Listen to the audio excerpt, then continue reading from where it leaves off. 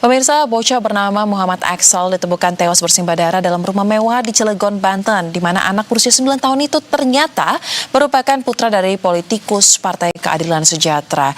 Kita akan langsung membahas pemirsa terkait dengan misteri pengungkapan pembunuhan yang dilakukan terhadap anak berusia 9 tahun tersebut. Sudah bergabung bersama dengan kami melalui sambungan virtual Guru Besar Kriminolog UI Universitas Indonesia, Profesor Adrianus Meliala. Selamat sore, Prof. Adri. Selamat sore, Mbak. Terima kasih diundang. Baik, selain Prof. Adri, pemirsa kami juga telah mengundang Kabarreskrim periode tahun 2008-2009 Komjen Pol Purnawirawan Susno Duaji dan juga Ketua Bidang Advokasi PKS Nurul Amalia.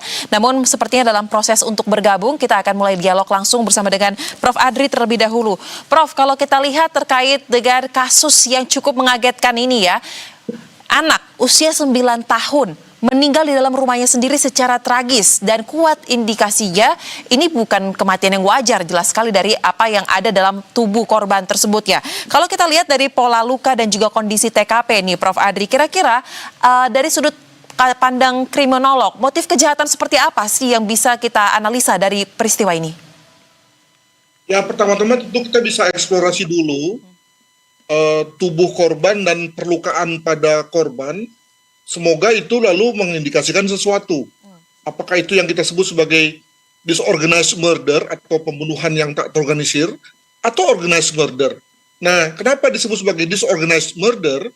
Ketika berbagai luka-luka luka tusuk yang terjadi itu adalah luka yang acak yang ditimbulkan oleh tusukan-tusukan yang tak beraturan akibat dari emosi, dari kemarahan sang pelaku terhadap korban. Ya, jadi dengan kata lain, kemarahannya atau mungkin juga kebingungannya atau juga kebenciannya pada korban itu lalu kemudian atau kepanikannya juga bisa ya lalu kemudian disalurkan kepada korban dalam bentuk tusukan-tusukan yang tidak beraturan, dangkal dari sisi kedalamannya dan mungkin tidak semuanya mematikan ya, mungkin 1-2 saja yang mematikan yang lalu kemudian membuat korban tewas.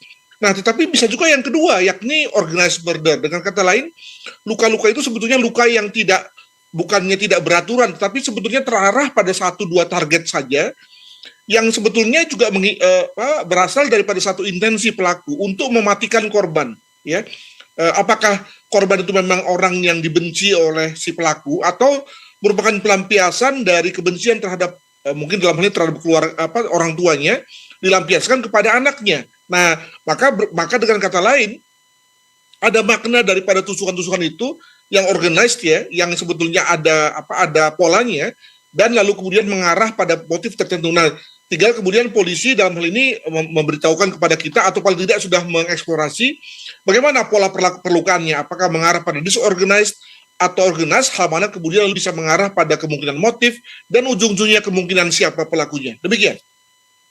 Baik. Nah, sampai dengan saat ini memang hasil pemeriksaan forensik ya ataupun autopsi atas jasad korban ini memang belum diketahui ini Prof. Adri. Tetapi memang polisi dari hasil olah TKP menyebut tidak ada barang yang hilang. Jadi memang kuat dugaan ini adalah pembunuhan dan Anda tadi juga mengatakan perlu dieksplor terlebih dahulu jasadnya ya. Apakah terorganisir atau merupakan luka ini luka yang acak karena ada kedalaman emosi seperti Anda jelaskan tadi. Nah, menarik juga untuk kita dalami terkait dengan fakta bahwa tidak ada bukti rekaman visual, Prof. Adri. Tidak ada rekaman CCTV yang bisa dijadikan bukti kuat dalam peristiwa ini. Nah, bagaimana Anda melihat terkait dengan kekosongan bukti visual ini untuk merangkai puzzle-puzzle tersebut hingga akhirnya bisa menentukan terkait dengan siapa pelakunya dan apa motifnya? Apakah ini menjadi tantangan tersendiri atau tidak ada masalah karena TKP dan jasadnya sudah ada? Ya, menurut saya polisi juga jangan cengeng ya, jangan manja gitu. Karena tidak ada CCTV lalu kemudian seolah-olah dunia berhenti berputar begitu. Dulu pada saat zamannya belum ada CCTV, toh juga ada kasus-kasus yang terungkap. Nah, mengapa kemudian bisa pada waktu itu bisa, sekarang tidak? Nah, dengan kata lain pada waktu dulu tentu jejak-jejak yang non CCTV dieksplorasi sedemikian rupa untuk kemudian sampai pada siapa pelakunya. Nah, eksplorasilah. Dalam hal ini kembali tadi di tubuh korban itu ada sejumlah bukti loh ya, pola perlukaannya, ada DNA, demikian juga ada sidik jari, lalu kemudian ada bekas kaki, bekas kaki keluar, bekas kaki masuk gitu ya, itu semua dieksplorasi sehingga lalu kemudian bisa menutupi ketiadaan CCTV yang dikatakan sebagai sudah rusak beberapa minggu lalu. Demikian, Mbak. Baik, jadi ketidakadaan bukti visual atau rekaman visual ini tidak bisa langsung membuat kasus ini menjadi ciut ya. Justru tetap harus lebih teliti lagi melihat bagaimana TKP itu dan juga mengeksplor terkait dengan kondisi korban tersebut. Nah, dan sudah bergabung bersama dengan kita Ketua Bidang Advokasi PKS Ibu Nurul Amalia. Selamat sore Ibu Nurul. Ya, sore Mbak. Baik, Bu Nurul, pertama-tama kami ingin mengucapkan turut berbelasungkawa atas apa yang menimpa salah satu keluarga besar dari PKS ya Ibu ya. Nah, untuk kasus ini sendiri bagaimana PKS memandangnya dan juga melakukan komunikasi dengan pihak keluarga korban Bu? Apakah sudah ada mungkin kira-kira terkait dengan kronologi mungkin detik-detik terakhir atau beberapa hari sebelumnya yang dinilai mencurigakan oleh pihak keluarga hingga akhirnya almarhum diketemukan dalam kondisi yang mengenaskan? Ya, jadi bagi kami ya peristiwa ini merupakan peristiwa yang menyebabkan duka yang mendalam ya, dan ini adalah tentu saja merupakan kejahatan serius ya, tidak hanya bagi keluarga korban tapi juga bagi masyarakat. Tentu kami mengutuk keras segala bentuk tindak kejahatan ya terhadap anak ya.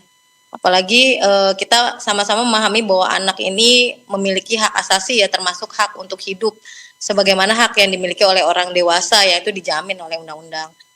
Nah, terkait kronologi dan lain-lain ya, kami sih sudah memahami ya kronologinya, tetapi mohon maaf kami tidak bisa mendahului ya apa yang seharusnya disampaikan oleh pihak yang berwenang, yaitu pihak kepolisian yang menangani perkara ini. Jadi kami juga mengapresiasi langkah kepolisian ya yang saat ini masih fokus pada pendalaman kasus ya, pemeriksaan saksi ya, serta pengumpulan alat bukti ya dalam rangkaian penyidikan. Jadi seperti itu.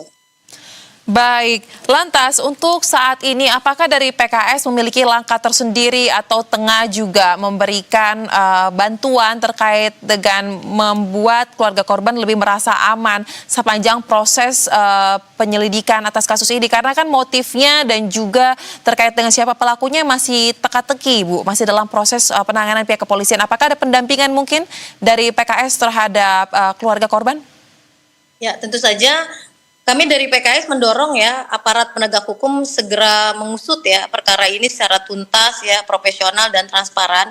Dan tentu saja kami juga melakukan pendampingan ya untuk memastikan hak-hak keluarga korban ya untuk mendapatkan perlindungan dan pendampingan hukum ya agar mendapatkan keadilan ya sebagaimana diatur dalam undang-undang terkait kedudukan korban ya atau keluarganya sebagai korban. Jadi kami juga berharap untuk menghimbau semua pihak agar tidak berspekulasi ya, tidak mempolitisasi peristiwa ini. Jadi kita masih menunggu ya, kita harus menunggu apa yang menjadi kewenangan dari aparat kepolisian terkait penyelidikan dan penyidikan kasus ini gitu, seperti itu. Baik, memang bijaknya kasus ini kita harus nantikan dulu bagaimana kepolisian bekerja, jangan sampai ada pihak-pihak yang mengambil keuntungan apalagi mempolitisasi tragedi ini ya Bu ya. Nah, kemudian Prof Adri, tadi kan kita sudah sempat membahas bahwa terkait dengan CCTV ini tidak boleh membuat proses penyelidikan kasus ini menjadi hal yang rumit atau menjadi lebih lama. Nah, pertanyaannya Prof Adri, jika melihat teknologi yang ada sekarang dan kemampuan dari kepolisian kita ya, apakah Anda merasa masih perlu melibatkan pihak-pihak profesional lainnya untuk dapat mengungkap, menyusun benang merah rentetan peristiwa ini, atau sebenarnya polisi kita saja ini sudah cukup dan hal-hal mana yang mungkin tidak boleh terlewatkan ketika menyusun rangkaian faktanya? Ya, satu ya hal misalnya terkait dengan digital forensiknya. Ya, jadi saya melihat dari pemberitaan bahwa polisi tengah mengumpulkan berbagai CCTV yang ada di seputar rumah korban lah begitu. Tidak langsung ke dalam karena tidak ada, katanya tidak ada, tapi minimal dengan adanya CCTV di seputar rumah korban, maka lalu bisa diperkirakan siapa yang masuk, siapa yang keluar, siapa yang mungkin berjalannya mengendap-endap atau mungkin berjalannya biasa, itu semua lalu kemudian bisa terekam di situ. Saya mendapat kesan bahwa rumah itu berada di satu klaster yang dijaga ya. Nah, dalam hal ini tentu kalau kemudian kita bisa bisa mengecek siapa yang masuk, siapa yang keluar. Jadi dengan kata lain, oke lah kita tidak bisa tahu apa yang terjadi di rumah, tapi kita bisa tahu seyogianya siapa yang masuk rumah korban atau berada di sekitar korban, di sekitar rumah korban pada jam-jam tertentu. Dari situ lalu kemudian kegiatan lidik lanjutan bisa dikembangkan. Nah, jadi sekali lagi dengan kreasi, dengan telaten dan seterusnya itu lalu kemudian moga-moga bisa turunkan.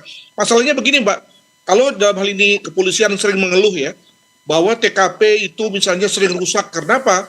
Karena dikerumuni warga. Karena warga itu datang lalu kemudian semacam grecokin ya dalam bahasa Betawi gitu ya. Megang sana, megang sini, ngangkat kursi, ngangkat macam-macam sehingga lalu ujung-ujungnya membuat polisi repot ya. Karena kemudian lalu banyak sidik jari tertinggal, lalu kemudian benda-benda yang seyogianya menjadi satu barang bukti, misalnya puntung rokok gitu ya, yang bagi orang tidak bermakna, tentu bagi polisi bermakna. Nah, itu semua bisa terganggu gara-gara TKP-nya rusak. Nah, dalam konteks ini kelihatannya TKP-nya itu steril ya, tidak banyak orang masuk. Walaupun masuk kita bisa perkirakan siapa dia. Alhasil kemudian semuanya memang terpulang pada kemampuan polisi. Tidak ada lagi peluang bagi polisi untuk nyalain orang lain begitu. Nah, amat terpulang pada polisi tentang bagaimana mengungkap si Mr. X ini. Demikian, Mbak. Baik, nah saat ini kita juga setelah bergabung bersama dengan Kabareskrim periode 2008-2009 Komjen Pol Purnawirawan Susno Duaji. Selamat malam Pak Susno. Selamat malam Mbak, selamat malam para pemirsa sekalian, selamat malam. Baik, Pak Susno, tadi kami sudah berbincang lebih awal bersama dengan Prof. Adri dan juga Ibu Nurul dari PKS. Nah, sekarang saya ingin perspektif dari pihak kepolisian mungkin. Anda kan sangat berpengalaman ya dalam hal-hal seperti ini, Pak Susno. Ketika ada kasus temuan seorang anak 9 tahun dalam kondisi mengenaskan telah tidak bernyawa di rumahnya sendiri. Tetapi memang yang menjadi persoalan dalam hal ini, polisi mengatakan tidak ada CCTV atau bukti visual yang merekam peristiwa tersebut. Tetapi kan tadi Pak Prof. Adri sudah bilang ini kan kompleks mewah, pasti ada CCTV juga di beberapa titik, bahkan keluar masuk tuh tentunya dipantau. Nah, pertanyaannya Pak Susno, tahapan-tahapan penyidik untuk dapat merangkai fakta-fakta, membuat benang merah ini semakin jelas dengan kondisi tidak ada CCTV di ruang utama, tetapi kan ada yang bisa dirangkai dari yang berada di sekitarnya. Ini apakah sulit atau sebenarnya tim kepolisian juga akan mampu mengungkap ini dalam waktu yang tidak terlalu lama? Karena ini sangat menjadi atensi juga ini. Baik, pertama kita ucapkan turut berduka cita kepada keluarga korban atas musibah ini ya. Tadi Pak Adrianus, Profesor Adrianus sudah jelaskan, saya sependapat gitu, bahwa saya yakin gitu TKP itu murni. Karena awal daripada pemeriksaan, awal dari pengungkapan suatu perkara, khususnya perkara pembunuhan seperti ini, TKP atau tempat kejadian perkara sangat-sangat menentukan. Nah, di mana akan didapat? Pertama jelas di situ kalau jarang orang masuk, apalagi kalau tidak ada orang masuk, maka sidik jari di situ. Kedua, bukti autentik lain gitu, bukti forensik lain. Di mana? Di CCTV. Oh, di situ tidak ada CCTV, tapi kan rumah itu ada di dalam suatu lingkungan. Di sekitar situ kan ada CCTV. CCTV di sekitar itu pasti dipelajari, dibuka oleh Polri untuk menganalisa siapa orang yang masuk di komplek itu yang bukan penduduk sana. Kemudian selain CCTV di sekitar, kemudian sidik jari juga di tubuh korban. Tubuh korban misalnya, oh dia luka sekian banyak dan luka itu dari benda tajam, kemudian adakah benda tajam yang tertinggal di situ? Kemudian selain daripada itu, Polri juga bisa mengungkap kepada yang lebih kecil lagi, yaitu DNA.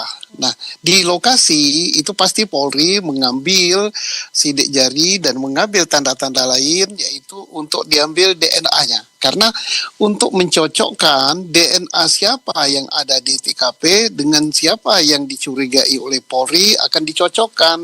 Kalau orangnya masuk di situ padahal bukan penghuni rumah, maka DNA-nya cocok dengan DNA yang didapatkan oleh Polri, maka akan lebih gampang menuntun Polri atau penyidik untuk mengungkap daripada perkara ini. Jadi alat bukti yang dikumpulkan selain alat bukti yang diatur di dalam KUHP, yaitu keterangan saksi, kemudian keterangan ahli, kemudian alat-alat bukti elektronik yang lain. Dan insya Allah ini kita yakin ya, kemampuan Polri artinya level Polres, nanti kalau tidak ini pasti sudah di backup oleh Poldanya, dan laborat kita cukup bagus, insya Allah terungkap. Hanya kita yakin bahwa Polri tidak mau gegabah langsung menuduh si A si B gitu.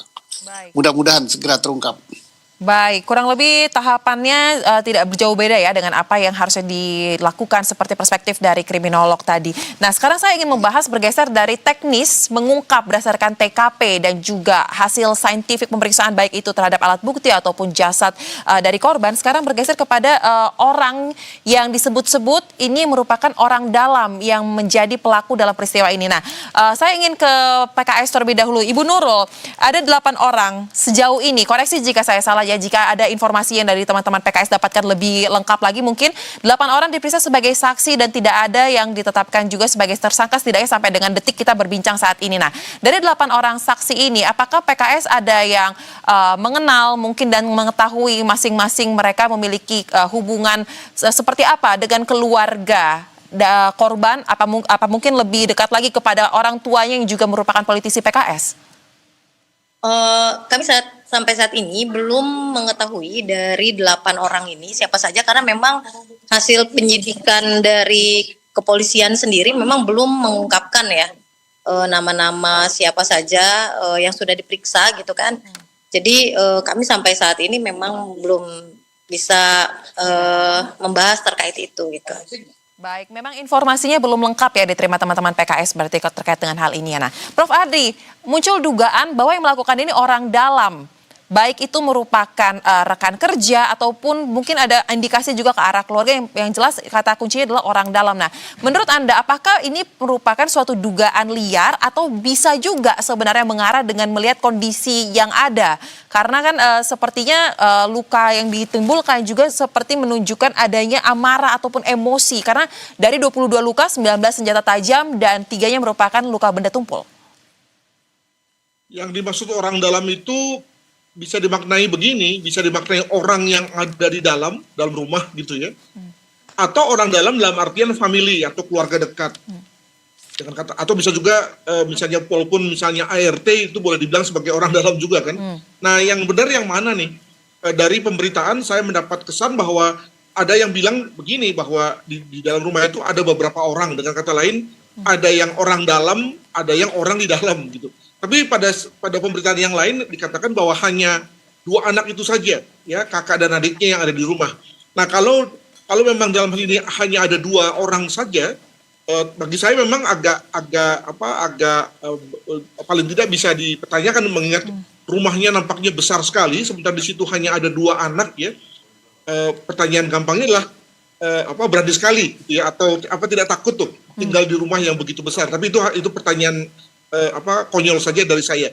Nah, dengan kata lain harus dipastikan dulu sebetulnya yang mana yang benar itu. Nah, kalau misalnya dalam hal ini hanya berdua saja, dengan kata lain tidak ada orang dalam sama sekali atau tidak ada orang di dalam, maka memang menjadi pertanyaan siapa yang menjadi pelakunya. Untuk itu maka pencarian melalui CCTV di sekitar kawasan tersebut itu menjadi penting untuk memastikan apakah ada orang yang sneak in ya, menyelinap masuk ya, tidak diketahui oleh satpam, tidak diketahui oleh orang-orang di sekitar rumah itu. Dialah yang kemudian menjadi pelakunya, dan juga setelah dia melakukan pembunuhan maka dia lalu bisa juga sneak out ya, menyelinap juga keluar pelan-pelan begitu ya, tanpa kemudian termonitor oleh CCTV yang ada di sekitar itu. Mungkin begitu. Baik, nah masih terkait dengan pelaku, beredar juga anggapan bahwa memang diduga kuat pelaku ini memiliki permasalahan atau terkait konflik dengan orang tua korban, baik itu mungkin ayah atau ibu. Nah, pertanyaannya Prof, kira-kira dalam hal seperti ini, apakah ini merupakan, kita belum tahu ya apakah ini benar apa tidak, tapi masih dugaan karena anak 9 tahun yang menjadi korbannya. Tapi kita lihat dalam lingkar yang lebih besar, anak menjadi korban pelampiasan ini merupakan hal yang baru atau sebenarnya pola yang sudah sering cukup terjadi? di sekitar? Ya kalau memang diasumsikan itu ada dendam dari pelaku kepada pihak lain atau kepada orang tua, maka memang kalau kita berpikir dengan kacamata perspektif Freudian ya, Sigmund Freud itu satu bapak psikologi, dia memakai pendekatan defense mechanism, di mana dalam defense mechanism itu ada berbagai macam mekanisme itu. Salah satunya adalah pengalihan.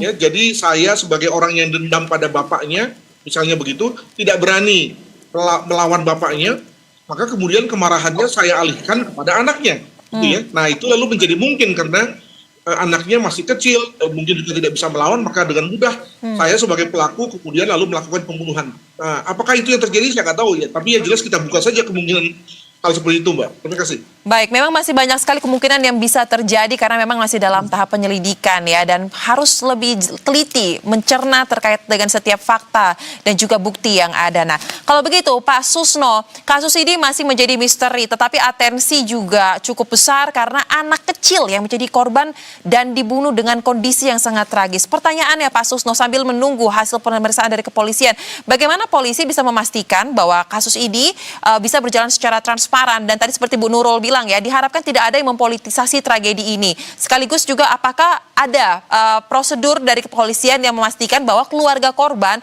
dalam hal ini dalam rasa yang aman, dalam kondisi yang aman sampai dengan nantinya kasus ini bisa dituntaskan, diungkap. Seperti apa Pak Susno? Baik, pertama karena kasus ini ya, saya berdasarkan pengalaman saya selaku penyidik ya, karena ini pembunuhan dan belum terungkap gitu, jadi semua data-data pasti masih dirahasiakan oleh penyidik gitu, termasuk data-data yang didapat dari bukti elektronik HP gitu.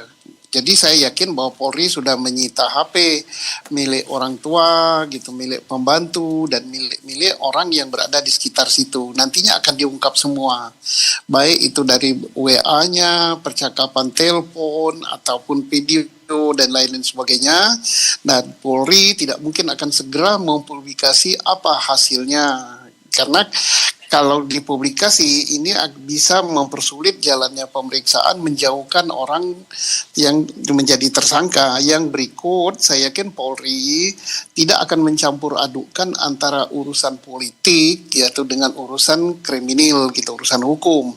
Tetapi dapat juga dijadikan sebagai suatu asumsi bahwa permasalahan politik menimbulkan dendam itu tidak menutup kemungkinan gitu. Jadi saya yakin bahwa polisi sudah on the track ya bekerjanya, dan polisi kita sudah profesional untuk mengungkap alat-alat bukti elektronik, alat bukti yang lain gitu. Pak Profesor Adri sudah pengalaman sekali gitu memberikan informasi pada Polri, saya yakin ini insya Allah terungkap ya. Baik, kalau begitu Bu Nurul, apakah dari PKS sendiri memiliki tim yang didedikasikan untuk memantau dan juga mengawal tahapan pemeriksaan dan juga penyelidikan kasus ini, serta mungkin apa yang menjadi evaluasi ke depannya, karena kan ditakutkan hal ini bisa berdampak juga kepada kader-kader lain, mungkin akan memunculkan rasa kekhawatiran. Apakah sudah ada sounding mungkin kepada teman-teman di internal PKS juga menanggapi peristiwa ini seperti apa? Silakan. Ya, yang pasti tentu saja kami sudah berupaya ya untuk melakukan pendampingan hukum ya. Jadi nanti akan ada pendampingan hukum terkait kasus ini untuk keluarga korban agar proses hukumnya bisa berjalan secara profesional, transparan dan tuntas. Juga memastikan tadi hak-hak keluarga korban untuk mendapatkan perlindungan hukum ya. Dan juga ke depannya tentu saja kita sebagai warga negara tentu berhak untuk mendapatkan perlindungan hukum ya yang baik dari negara ini gitu, seperti itu. Baik, kalau begitu terakhir Prof. Adri, apalagi kira-kira menurut Anda aspek yang tidak boleh dilupakan dan mungkin saksi ini perlu diperluaskah sampai kepada rekan-rekan kerja dari pihak ayah ataupun ibu dari si korban untuk dapat mengungkap dan memperlebar terkait dengan kemungkinan pelaku-pelaku yang bisa saja melakukan peristiwa ini, baik itu merupakan individu ataupun mungkin ada berkelompok. Silakan. Ya, saya lalu ingat novelnya Agatha Christie itu yang umumnya settingnya kayak gini nih. Ya, ada di rumah ada beberapa orang, lalu kemudian ada yang mati, lalu kemudian kepolisian sibuk melakukan pemeriksaan dengan mencari alibi ya. dan lalu mengadakan uji silang ya terkait dengan alibi masing-masing. Nah, alibi yang paling kuat lah yang kemudian paling dipercaya dan itu dianggap sebagai yang sebenarnya terjadi. Jadi dalam hal ini maka polisi kita minta untuk mengecek semua alibi tersebut, kemungkinan adanya upaya untuk membuat satu alibi yang bersifat rekayasa. Nah, atau juga di pihak lain ada kemungkinan penyembunyian barang bukti. Kepada kita nggak diinformasikan misalnya di mana sekarang barang bukti, apakah itu sudah disita atau dibuang oleh pelaku misalnya. Itu semua bisa kemudian mengarah pada siapa pelakunya. Dengan kata lain, kita biarkan polisi bekerja, tidak usah pakai anggapan macam-macam ya. Pada waktunya saya kira polisi akan menemukan, mengingat tadi TKP-nya bersih, tidak ada orang yang ganggu, steril begitu ya. Alhasil kemudian semua in control di kepolisian. Begitu, Mbak. Terima kasih. Baik, kita akan nantikan dan juga kawal bersama bagaimana polisi bekerja untuk mengungkap kasus ini. Sekali lagi kami ucapkan turut berduka atas apa yang dialami oleh keluarga besar dari Partai PKS. Kita akan saksikan bersama-sama juga bagaimana nanti hasil akhirnya. Terima kasih kepada seluruh narasumber telah berbagi pandangannya bersama kami di Berita Utama. Salam sehat, selamat kembali beraktivitas.